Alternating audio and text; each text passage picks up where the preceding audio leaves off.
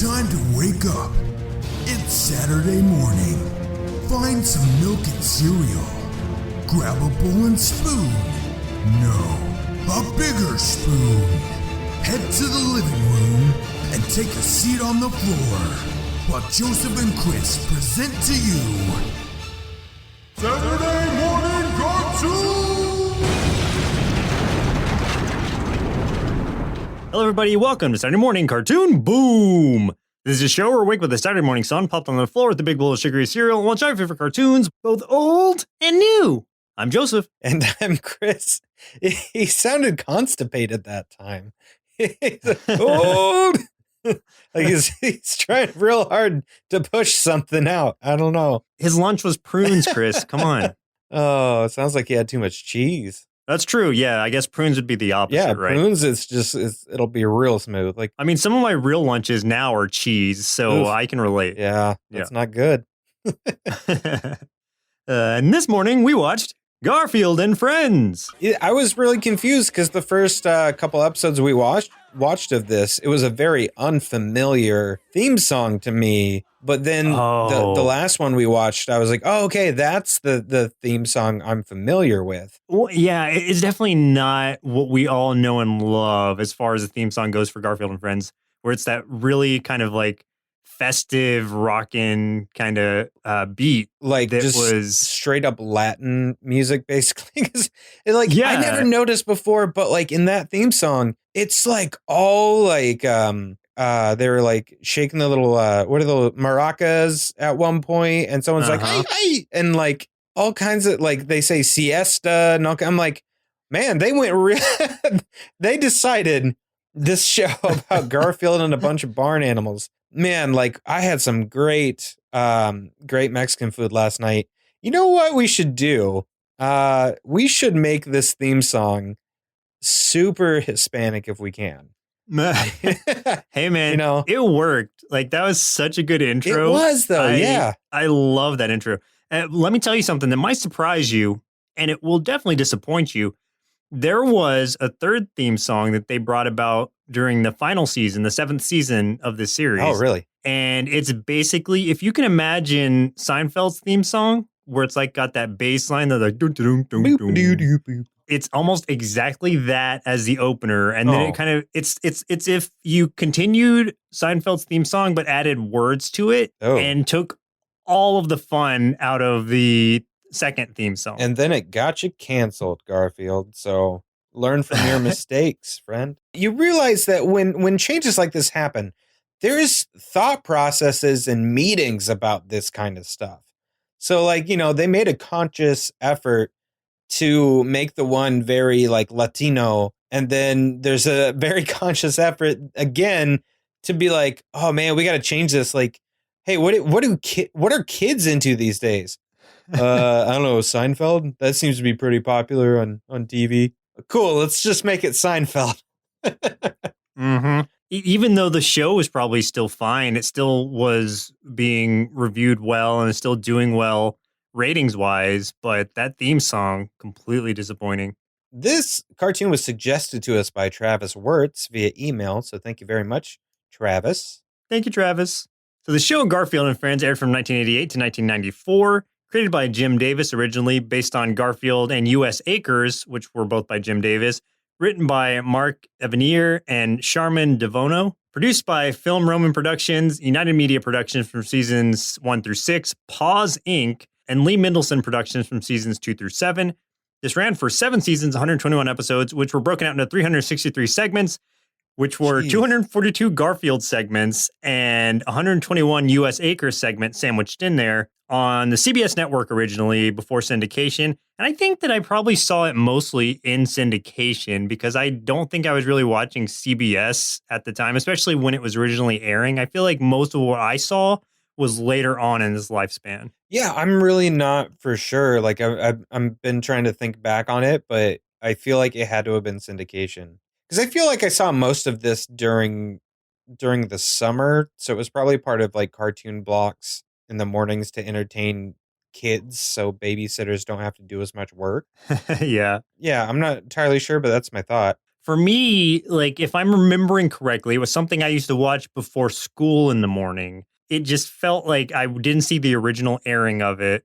Obviously, because we were like, 3 when it first came out. Yeah. But yeah, I do remember it fondly, and especially that middle theme song. That first theme song, I didn't remember at all. The last theme song, I'm glad I don't know about or didn't know about until now. Yeah, I feel like I never heard either of those two. So that makes me wonder, like, did they not show some of those in syndication? Yes, yes. Oh, The first one I'm not sure about, but the one for season 7, it really only aired during the original season 7 airing. It didn't show in syndication, and it wasn't released on the DVD box sets or anything. So they're trying wow. to hide that thing. Like they're ashamed of it. Oh, sad. Wow, that's weird. Okay. But you can find it on YouTube, and I recommend you do just so you can see what it was like. I'll do it on a day that I'm just overly excited and way too happy so that it brings me down to an appropriate level. Cuz I don't want to Right. do it like you don't want to do it on a day where you're steady and then it makes you sad and you don't want to be down in the dumps and then get worse. No. So I'll watch it on a day that I'm like, "Man, this is the best day. Oh, I can do anything." Yeah. Then it'll turn into like an okay day. But you'll Yeah, still and be then fine. I'll like watch that doop doop doop. Oh. Oh, all right. Well, I guess I'll just go on with my day. There goes my enthusiasm. Yep. So, for a short synopsis, stories about Garfield the cat, Odie the dog, their owner John, and the trouble they get into, and Orson the pig and his adventures on a farm with fellow farm animals. Yeah, that's true. Who are some of the actors who played in this show? So the voice of Garfield was provided by Lorenzo Music, which we talked about him on the last episode at the end that we were very excited to hear his voice because he was Peter Venkman in The Real Ghostbusters and also Tummy Gummy from Adventures of the Gummy Bears, which I know was one of your favorites as a kid. Oh, yeah. The voices of John Arbuckle, Roy Rooster, and Binky the Clown was provided by Tom Huge, who has only acted in Garfield cartoons. Really? That's it. He has never done anything that wasn't Garfield. Oh, okay. But he did do other Garfield cartoons after this one. Yes, yeah. Okay. He's actually been in like all kinds of like direct to VHS or DVD Garfield movies, the cartoons, all kinds of stuff. But yeah, he's a Garfield or bust kind of boy, you know. Okay. Yeah. The voices of Odie and Orson Pig were provided by Greg Berger. I can't say it like that. Real Monsters fame, where he voiced the Grumble. He's also in Transformers as Grimlock, which is an 100% unmistakable voice. I will always hear that same voice when I'm thinking of Transformers. And he was in all kinds of stuff. Kay from Men in Black, so many things. We've talked about him before. Pay attention. The voice of Wade Duck was provided by Howard Morris. This is a guy that was in a lot of older, early cartoons. He was the voice of like Adam Ant, Jughead Jones, Beetle Bailey, the Hamburglar, and Mayor McCheese from McDonaldland stuff. Man, that stuff gets crazy. Did you know? Okay, I did a 90s themed trivia night a few weeks back, and where I was hosting the trivia and I was coming up with 90s themed questions. So aside from Ronald McDonald, there's been like a dozen other McDonald's characters. That's insane. You mean like way too many? Like main characters? I can only name a few, like Birdie, Grimace, Hamburglar, Mayor McCheese, the Nuggets. I don't know their names. That was the McNugget gang. Oh, okay. There's also the Fry Guys, right? Also known as the Fry Kids. And at some point they introduced the Fry Girls. There was aside from Mayor McCheese, there was a Big Mac guy. He was like a cop. Oh, I remember him. Officer. There was a pirate called Captain Cook, and boring. There was literally a dude just called the Professor.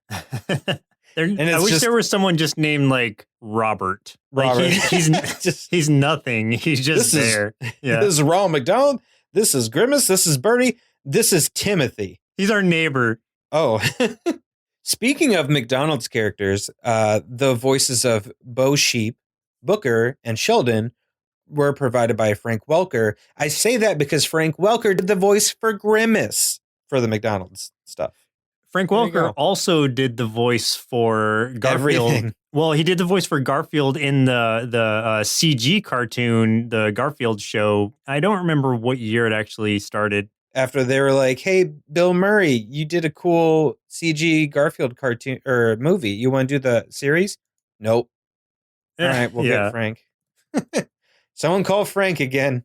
Dr. Liz Wilson and Lanolin Sheep was provided by Julie Payne, and the voice of Nermal provided by Desiree Goyette. And that is our cast. For a few tasty marshmallows, our big bowl of Garfield and Friends cereal. Okay, so creator Jim Davis originally wanted to make a series based on the comic strip U.S. Acres, but CBS insisted that Garfield be made the star of the series, with the U.S. Acres characters becoming the friends of the title. That's kind of like, they could, if it's just like those friends, they could have just said Garfield and U.S. Acres or something like that. Or what if he dropped Garfield and did just the animals? Could he just call it Friends, and then we would have, like, in the future, there's a certain sitcom that would be completely different. Yeah. If Friends was just a bunch of barnyard animals. Yeah, the theme song would be a lot less catchy, though. It'd just be like, Friends. That's it. The way that they did that is almost like a Gilligan's Island thing, where it was like a movie star and the rest instead of the professor and Marianne. You know what I mean? Yes, before they changed the theme song. It would be like if we called this show Joseph and Friend. Like, just leaving you out. Like, there's no reason to leave you out at all, but we just do because... Just because. Just because. But yeah, so he wanted to originally make this based on his U.S. Acres cartoon, but they insisted Garfield be brought into it. And I think that was probably a decision for the better, because as much as I like the U.S. Acres portion of it, I don't know if it could have stood on its own. You know what I mean? Yeah, because I didn't know that was a comic that existed. Like, I thought it was just a part of the show thing that they developed. I didn't realize that it was a comic strip. I only knew of Garfield, and that was it. Yeah, it definitely wasn't as long running as Garfield was. And I think like he actually discontinued writing that one or drawing that one maybe 7 months after the cartoon started airing. So he's forget about it.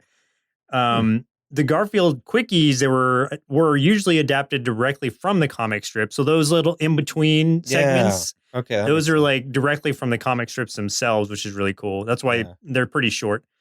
The little duck head on Wade's inner tube usually has the same expression on his face as Wade himself. Yeah, that creeps me out, man. As a kid, I didn't understand it. I'm like, is that a sentient inner tube? I don't get it. The U.S. Acres cartoon were also known as Orson's Farm in other countries. Like, even on the show themselves, the title cards would say Orson's Farm instead of U.S. Acres in other countries outside of the U.S. Even though ratings were still respectable, the 7th season that ran from 94 to 95 was the last one because CBS wanted to cut the budget, and the production company nixed this proposal. So they pretty much mutually agreed to cease the production of the show. So even though it was still doing well, CBS was like trying to cut back, and the company didn't want to. So they just stopped it altogether. Not because it was failing, just because of money. Like, hey, we need to cut things back. Oh, yeah? We quit. Yeah, basically, yeah. I mean, you guys, we were still going to keep you. It's just, no, we quit. We're out. All right. John, Garfield, and Odie live in Muncie, Indiana. And Garfield creator Jim Davis is a native of Muncie, Indiana, which is also the headquarters of Paws Inc., which is the company that produces all Garfield-related animation and merchandise. That's a really weird name. So how well do you remember this show? Coming into it, really were there any surprises to you, or you were like, yep, I remember all of this? There was one very specific surprise to me, which is which has to do with the character designs of some of these characters, which is they were very ahead of its time. Before the movie Cats, like if you guys haven't heard, originally they had buttholes in cats. And then the people making this movie were like, "Oh God, that's too weird. We gotta get rid of these." So when you go and see Cats in theaters, not that you did, no beeholes. But in Garfield and Friends, there's some straight up beeholes. They were not afraid to go there implied with the beeholes. Beeholes. Yeah. Just imagine like X's where the butt is. It's like it's completely unnecessary, especially on Wade the Duck where you see it most often. Because it's like you could just put his feathers there and do a Donald Duck where you don't see anything. But no, they just had to have it. That's the surprise. I wonder if it's because the comic strips were drawn like that, and so they wanted to be faithful to it. I don't know. I don't know, man. But I remember everything really well, except that minor detail kind of snuck itself in there. I don't even know if I would have noticed it had you not specifically sent me a screenshot of a beehole. Wade the Duck was bending over, just shining the light on it for sure. My God. Yeah, that was a surprise. Everything else I remember really well. Like I remember very specific episodes really well, which is why I picked one of them. I remember all the characters. I remember a lot of the voices for sure. Yeah, this was one of those I was really ahead on too, as far as like I knew who all the characters were coming into it. There were no surprise. Okay, there was one surprise, and I'll talk about it in the first episode. Yes. So let's go ahead and jump into them. Peace and Quiet. Okay, so the way we did this, we broke it up a little bit differently. Since these were all like short segments, maybe like 8 minutes apiece. The first episode that we watched all 3 of them that were in that just to get a good chunk of variety there. And then we just watched a couple of segments, which were one you chose and then the most popular segment, according to IMDb. So the first episode was Peace and Quiet, Wanted Wade, and then Garfield Goes Hawaiian. So let's talk about Peace and Quiet first, where Garfield tries to sleep after watching TV all night, but Binky the Clown refuses to go away, believing he's at the home of a 97-year-old woman to wish her a happy birthday. Oh, that song, dude. Oh. Happy birthday, happy birthday. Yeah. Whoop-de-doo. Oh, God. We heard that so in 8 minutes. I think we probably heard it like 30 times. I dreamed about it. I don't want to say dreamed. I nightmared about it. Oh, God. It was awful.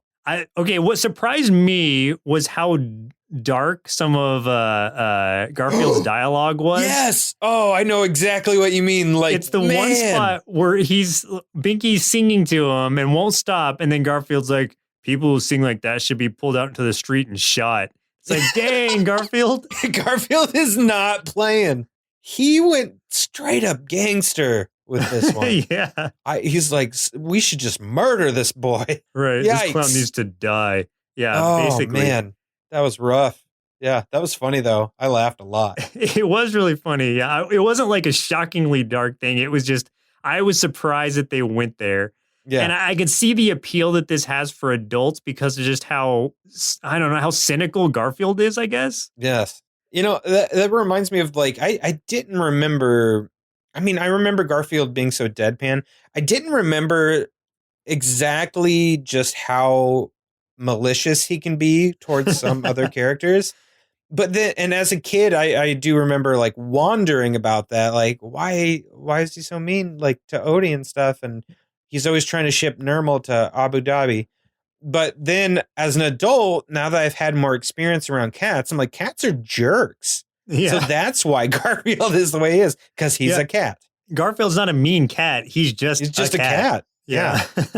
Nermal is the exception. Right. Nermal's the weird one. Yeah. But one thing that's weird about this is Binky the Clown. I guess like he's not drawn like we see other humans in this world. Like, so he doesn't look like a human with makeup. Like, I think this clown is a whole different creature of itself. This clown is a species. Yeah, he is a species of clown. And it's disturbing. And when we, let's boil this down a little bit. Hang on. So, like, at the core of this is this clown goes to the wrong house and thinks it's the house of this woman he's supposed to sing a birthday song to, but the only thing there is a cat. So, like, this clown's idea is, I'm going to break into this house and I am not going to stop singing at this cat until one of us dies. Because he's like, you're going to let me finish this birthday celebration or else. Like, he is malicious. Yeah, both of those two are just, they're violent. They want to go for violence right away. And I love the way that Garfield's basically like Edna Fogarty, which is a 97-year-old woman. He's supposed to go to her house. He's like, he's lucky he didn't go there because then she wouldn't live to see her 98th birthday because she would have died of a heart attack. It was the implication without him saying that. Yes. And so it's like, yeah, there's some good adult humor mixed in there. I also like the idea. So eventually what Garfield does to get rid of Binky is he dresses up in a wig and a dress and pretends to be Edna. He pulls a Psycho, basically. Yeah. And I'm wondering where that wig and dress came from. I don't think they touched a lot on, like in this show, they didn't touch a whole lot on John's cross-dressing tendencies. But like we got to see a little evidence of it, but we can only assume. Yeah, I mean, this was a fun segment. I remember it quite a bit. And I mean, it's fun, and it's kind of predictable, but it's still fun in that way, just to see like how angry Garfield gets about all this. It is, yeah. It's like even after he drives him away, which is probably 75% of the episode of him trying, the last portion is like, oh, it's actually Garfield's birthday too. Yes. And when John and Odie come back, John happened to hire Binky to sing him a happy birthday song. So Binky comes right back. Garfield runs off, and Binky is just tracking him down wherever he goes. So the episode closes out with like them out in some like desert or something, and Binky's still singing to him over and over again. Oh, so man. It's a living nightmare for all of us involved. Because the happy birthday song, the one that we all know and love, because that's like trademarked or copyright, I guess is what it is. And you can't sing it without needing to pay that man. Why don't you guys all let's start singing this one instead? We'll make this the new thing. Let's do it, yeah. Because I memorized all the words right now. I know what it is at this point. So I'm going to try to remember to sing this to you on your birthday. Ugh, gross. So the next part of the very first episode, well, we had a Orson's Farm or a U.S. Acres quickie in there, which was Bo comes out and tells Wade that he found a bug and he needs to like come and see it. Wade comes out, runs away from it because Wade's a coward, usually over everything. Orson witnesses that and then is like, Wade, it's just a bug. Why are you running? There's really not much there. I could see this having just been a small 3-panel comic strip because there's not a lot to it. Yeah, because it's basically a kaiju bug. Yeah, it's a giant bug, so it makes sense. The next episode, the next actual like portion of the episode was Wanted Wade. And this one I really liked because it's something I think about all the time when I see tags. And it might be because I saw this when I was a kid and associate it with that. But Wade tears the tag off of Orson's chair because he thinks it's just something that is stuck under the chair. And you know how those tags on them say like, please do not remove tags at penalty. Penalty of law or something. Yeah. And so Wade gets it in his head that the cops are going to be after him now. He pulls a Sideshow Bob on himself and like steps on a rake and knocks himself out. And that sends him into a dream where he sings like a What Harm Can It Do song about crimes and stuff, and then going through court, being taken to jail. I appreciated it when he had the scene where he was in prison with these other inmates. And they're like, oh, yeah, I robbed like 7 banks and did all this stuff. And I stole a diamond. And then they're like, what are you in for? And he said he pulled the tag off of the chair. And they're just like, oh, God, get us out of here. Most of this episode is devoted to that. Roy, the rooster, has fallen asleep on the job. He's supposed to be waking everybody up in the morning with his crows, but he has a CD on repeat instead so he can sleep longer. And it just been sleeping through it. Because of all the noise it's making, the neighbors actually call the cops on him, and Wade is associating that with him pulling the tag off. You know, I think that was my first crime, too, was removing a tag from a sofa. Not your only crime, but your first crime. No, that was the first. See, this is the gateway crime. As we saw with Wade's dream, when he started doing other crimes and stuff like that, and then went to prison. Yeah, it's definitely the gateway for sure. Right. We do get a little bit of Booker and Sheldon in there because Booker uses the cops' intercom to be like, come out with your hands up and all that. And that's kind of how that episode wraps up, is them kind of running off. I think it was a fine entry. It was a good starting episode for the U.S. Acres portion. wasn't like anything fantastic. And I know there are better ones that I have seen in the past, but it was fine. Yeah. The last portion of this first episode was, well, we had a Garfield quickie in there where he tries to squish a spider with the windowsill and then it ends up breaking his entire home instead. Yeah, the whole house basically collapses. Yeah. And it still doesn't get rid of the spider. I mean, as it would. But the last portion of this episode was Garfield Goes Hawaiian, where Liz, the vet, who is the person John goes on dates with on occasion, is calling him about a Hawaiian cat flu. And basically, the symptoms are when anyone mentions anything Hawaiian at all, the cat will start like hulaing or doing just Hawaiian things in general, like limbo and stuff. I wonder, I didn't think about it, but I should ask my wife, seeing how her family's from Hawaii. Was this offensive? I'm not sure.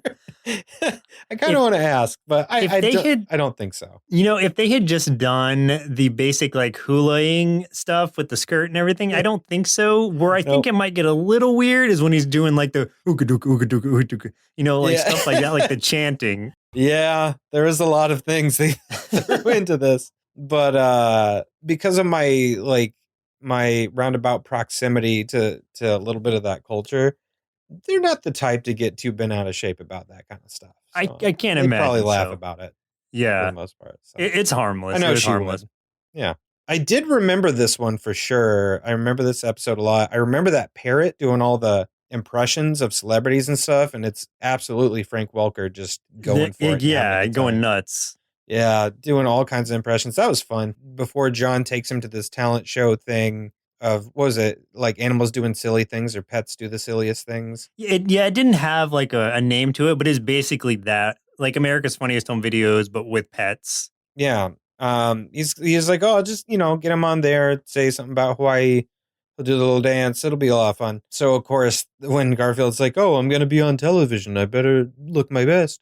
So he takes his medicine that he's been refusing to take the whole time. So he's cured by the time he gets there. And then John basically just has a nervous breakdown and wins a prize for it. Yeah. He's like, oh, no, I swear he does a hula like this. And then he puts it on and he starts doing it himself and singing. The prize was $1,000. And John's like, if we win this, I'm going to be set. I'm going to be rich. And it's like $1,000. It's still a decent amount of money, but it would definitely not pay off all that John seems to think it would at the time. Yeah, $1,000 isn't even like a rent or a mortgage payment. Right. But they're talking about it like it's $1 million or something. Right. Yeah. He's very excited about it. And he ends up winning it. And then after the fact, like Liz calls again about an Alaskan cat flu. And I guess Garfield is just a very sickly cat because he's catching everything. I did like that where Liz is like trying to explain it, and John's like, I don't think you have to, because then he sees Garfield in like a big old like super heavy jacket that's all furry, and he's got Odie on a sled, and he's like whipping him. He's like, mush. Yeah. That was good. I liked that. That made me giggle. Closeout. Yeah. I giggled. I was like, tee hee. Just like that. So the next part we watched was Yojumbo, season 2, episode 8C, which was your pick. Yeah. Why'd you choose this one? It was another one that like I was looking through a list of episodes, and I was like, I want to find one that I remember enjoying as a kid. I went through quite a few of them, and then I settled on this one. This was one I just really liked. Mainly because I remembered liking the name a lot because I thought Yojumbo was funny. Because, I mean, this was around the time I was big into Ninja Turtles. So I knew of like Usagi Yojimbo. And so it really, I think, stuck with me as a kid because of that.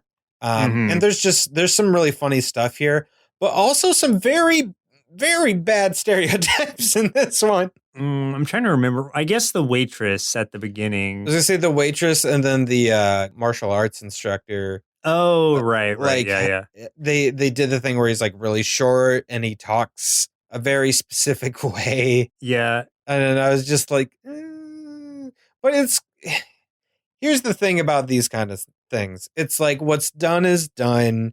it wasn't done in any harm, and it was, something for kids to think is funny. It's like no different than all the stuff that like Looney Tunes did back in the day. And it's like, yeah, it doesn't age well, but we're a little bit more enlightened these days, especially right now. We're a little bit Yeah, more enlightened, but especially when it comes to race things. but it definitely wasn't anything like you said done with the like There's bad nothing with intent at malintent. all. Yeah. Wasn't too bad. Well, I think it comes to from a place where we're all very like a lot more aware and hypersensitive to those kind of things than anyone would have been back then. Right. So Yeah. to us, it's probably like, oh, I wouldn't have done that. But like back then, it's just like they wouldn't think twice, like, oh no, this is a funny joke. But it is what it is. Yeah. It's still a fun episode though. I enjoyed this a lot. I like when Garfield's like dressing up as he says Yojumbo and using the toothbrush as like a sword. Yeah, well, because Liz has taken John to like a sushi restaurant. They're sitting near some Yojimbo armor, and she explains to John like what that is, which is a samurai warrior who works as someone's bodyguard. And Garfield's hiding in the helmet, jumps out, starts eating the sushi too.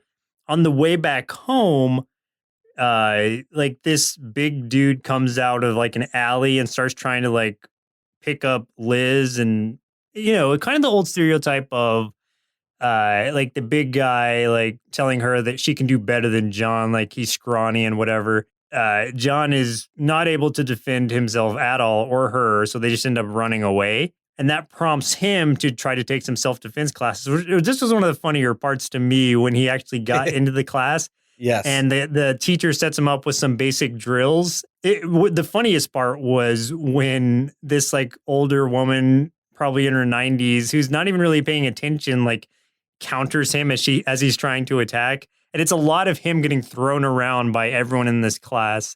Yeah, and the class is all either middle-aged or older women, except for John.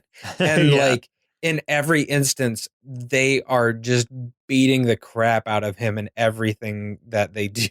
I like when he's like, I want to unlock my inner strength. That's the reason I'm here. And the guy's Yes. like, you want to impress a pretty lady who thinks you are a wimp. Got it. Got it. I mean, I feel like, isn't that most people's reason to take martial arts? Probably. Yeah. And so like they go on another date, and he's like, if we run into that guy again, I'm going to show that baboon what I'm made of. He says literally right in front of the guy. Yeah, they do encounter him again. And so he tries to twist himself into this stuffed vulture form that he has learned, which is kind of him twisting himself up in basically a pretzel. Yeah. And yeah, tying himself in a knot as Liz runs away because she has no faith in John defending her. Like Garfield, as Yojumbo comes out and starts trying to fight the guy, he also does nothing. So the dude's chasing after Garfield and John. And then at that point, Garfield kind of greases up the road. The big dude slips on it and like crashes into a trash can or something and gets knocked out. Liz comes back at the right moment to see like John kind of awake near him or conscious near him and thinks that he's done this. So she's like, basically saying like that he is her urban samurai or whatever. Urban samurai. Yeah. What does that even mean? All right. It just prompts Garfield to come out and be like, he who do all the work seldom get the credit. Yeah, that's true. But it better get a big dinner. I don't remember this one, but I'm glad we watched it. I thought it was fun. Yeah. The last episode we watched for today's show was Frankenstein Feline, Season 4, Episode 5A. And this was the highest rated, where John dreams he's Dr. Frankenstein, who has invented a cat with a tummy the size of a whale's. That was great. Okay, yeah. So this episode, do you remember that one? Yes, I remember this one. I wish, though, that this had been maybe a two-parter, because I feel like they could have done a lot more with it. They could have really stretched this one out because it had some highlights to it, but I don't feel like it was compounded upon enough for the quality of an episode that it had. Because it's like, in I'll just lead into it, where Mr. Burnside, John's neighbor, is cooking some burgers, and apparently Garfield is known for stealing stuff from anytime he cooks out, Garfield comes over and steals his burgers and whatever. Again, Garfield takes the burger and he's fed up with it. We skip over to John, who's talking to Liz about costume party that they're going to have, and he's going to dress up like the scariest monster or something. And so he is going to dress up like Frankenstein's monster, which I appreciated that they separated that. They kept saying it that way. And so he's like, well, I need a picture or something because I don't really have a basis to do the makeup on. And then all of a sudden, this like on the TV's on, and it's the announcer's like, today on our mediocre movie matinee, The Monster of Frankenstein. And I like how John says, wow, a real television type coincidence. I like that it's basically the writers just kind of acknowledging, yeah, I know what we're doing. Don't worry about it. Yeah, I know it's super convenient. It's whatever. Yeah. So he sits down to start to, draw out or sketch out the makeup, but he is super tired. So ends up falling asleep and going into this dream where he, like in the description, is Dr. Frankenstein. And he's trying to resurrect, or he's trying to raise this Frankenstein cat to life. Mm-hmm. Odie is serving as Fritz or Igor. Instead of a brain, like in Frankenstein, he needs a stomach or a tummy. And so he sends Odie to go get one, or first Odie has it and then drops it. So he sends Odie to go get another one. And that's when, Odie doesn't really know the difference. So he just grabs the first thing he sees, the first jar he sees from this university, which is a whale stomach. And that's what gets put inside of basically Franken Garfield's monster. As he resurrects them, he sees the container labeling that says whale stomach. It's like, what have I done? Yeah, yeah. And it's the reason I say that I feel like it wasn't really expounded upon enough was because I think they could have done a lot more with that segment of him having a whale tummy and like doing all this stuff. But instead, they're just like, he goes to a pizza parlor and starts eating all the pizzas, which is, typical Garfield, and that's fine. And the villagers approach Dr. Frankenstein's castle with all these torches like they did in the movie. And then he wakes up to Mr. Burnside knocking on the door. I feel like it was a missed opportunity, but I understand that they really had to fit all this into a little 8-minute segment, so I get it. Yeah, I think they spent too much time leading up to it with like John and Odie in the lab and stuff. Like, I agree with you. It was a really fun episode. I think it was a really great idea. I think it was an idea they could have done a lot more with, like you said, once he actually is awake and has the stomach and stuff. Like, it would have been more fun if instead of just using this plot device for him to go in and just eat like a regular meal that Garfield would, just like eating a pizza. What if he like walks into like a pizza parlor, walks out with like, 100 stacked boxes of pizza, gobbles it all in one thing, walks into an ice cream parlor, does the same thing. Like there could have been some really good gags there, but yeah, they just didn't go for it, but it was still fun. Yeah. I think if they hadn't used it as a kind of interstitial, if they didn't have the wraparound story of the reality portion where John's going to a costume party, I think they could have just kept it all as like a dream state kind of fantasy situation and could have done more with it. But it was fun either way. The ideas were there. He wakes up and then, he wakes up to Mr. Burnside knocking at the door to complain about Garfield eating his food. Mr. Burnside starts beating John. Beats the crap out of him right in his front yard. And just starts really fighting him. And Garfield's like, oh, looks like John's in trouble again. And he puts on some monster makeup that John had sitting out and actually does dress up like Frankenstein's monster. Comes out, like sits on Odie's shoulders and comes out like, roar, roar, monster type sounds, like stuff like that. What's weird to me, and maybe I'm not sure exactly, Garfield doesn't talk. He's just thinking all of this, right? But people are understanding him sometimes. That's what I'm not really sure on. I think it's very much like a Stewie from Family Guy situation. Of like, okay. I don't think it's ever really defined, like there's instances where I would say for the most part, no one can understand Garfield except for other animals.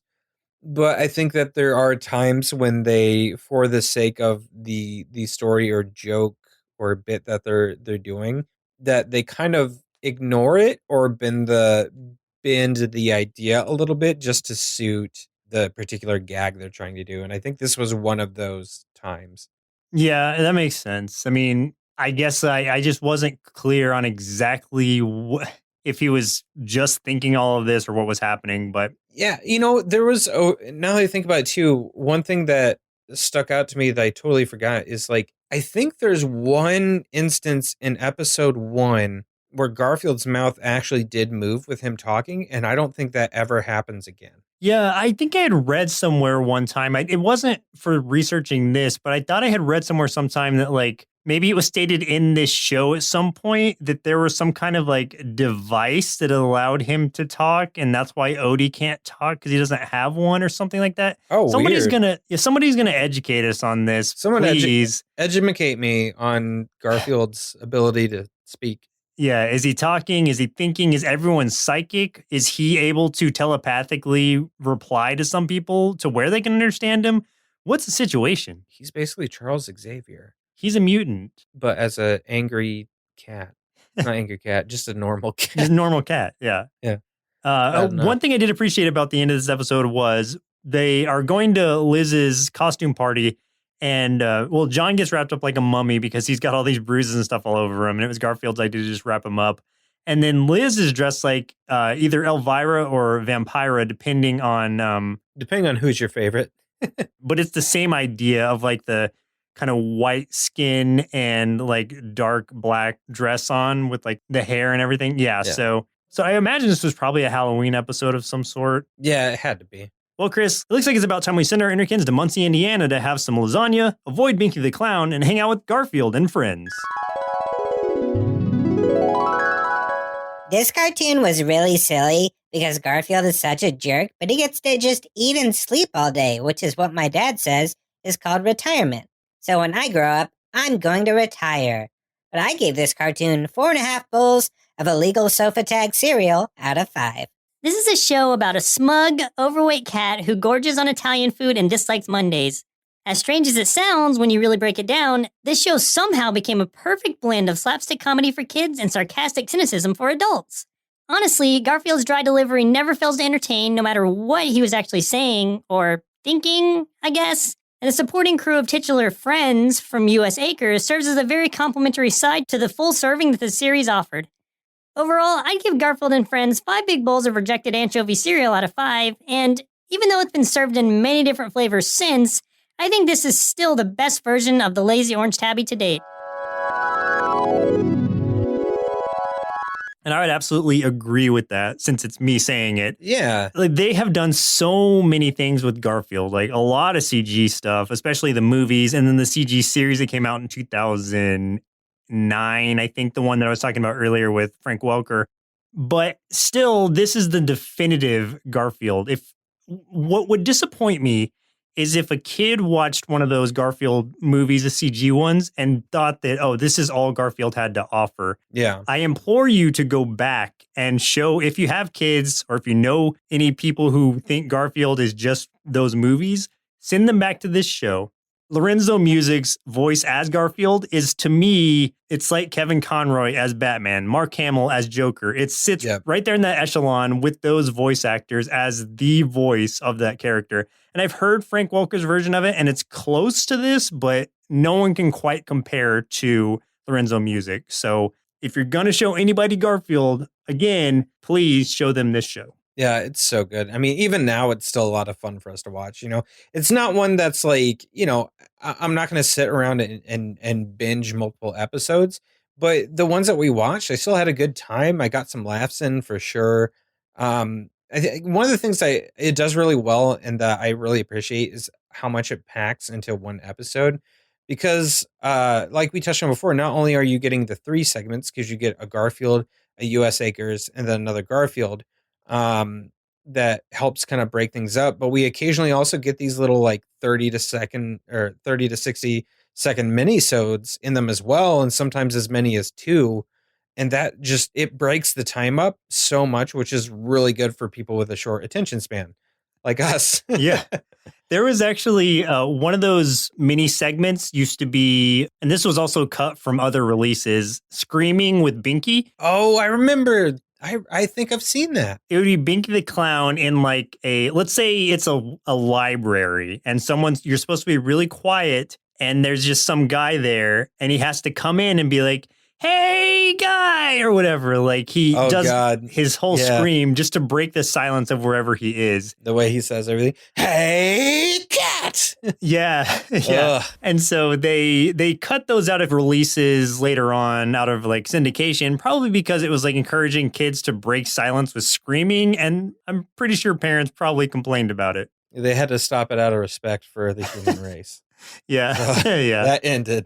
But it was a lot of fun to go back and revisit. So thank you very much, Travis, for recommending this. I was waiting for us to get to this one because it's when I think of Saturday morning cartoons, especially, this is one that really sticks out to me as one I remember fondly. So I'm glad we finally got to do it. Absolutely. Yes. Thank you, Travis. This was a bright spot in my Saturday mornings, I remember. So it was good stepping back in. And a bright spot in the podcast because we've had some awful cartoons lately. Oh my gosh, yes. Woo! No, this was a welcome break from Bratz and Cubics. Big time. Ugh. Well, listeners, it looks like your milk supply is now on dry, so it's time for us to say goodbye. And in 2 weeks, we'll be watching Savage, suggested by Joseph for his birthday. Happy birthday, buddy. Once again, I'm Joseph. And I'm Chris. And we'll see you next Saturday. Presented by Nerdsloth, a place for lazy nerds. If you like what you heard, consider donating at patreon.com/nerdsloth so we can continue bringing you quality shows. Be sure to also leave us a review and share your favorite episodes and clips on social media. If you're looking for more content, visit us at nerdsloth.com.